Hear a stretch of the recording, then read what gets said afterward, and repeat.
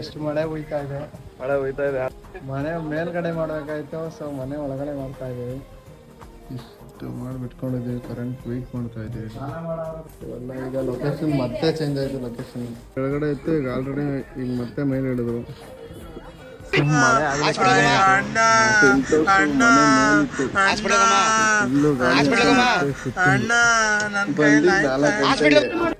ಆಗಿರೋದು 6 ಗಂಟೆ. ಬಂತು ಕರೆಂಟ್ ಬಂತು. ಡೈಲಾಗ್ ಕೊಡ್ದಿದ ತಕ್ಷಣ ಕರೆಂಟ್ ಬಂತು. ಬಾಯ್ ಬಾಯ್.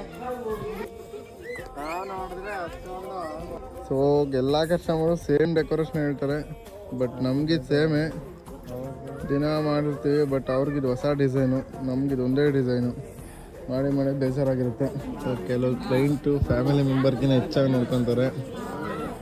ಸೊ ಇನ್ನು ಕೆಲವರು ಯಾರೇನೇ ಅನ್ನಲ್ಲ, ಬಟ್ ಇವರಂತೂ ಫುಲ್ಲು ಫ್ಯಾಮಿಲಿಗಿಂತ ಹೆಚ್ಚಾಗಿ ನೋಡ್ಕೊಂಡು ನನ್ನ ಊಟ ಮುಗೀತು.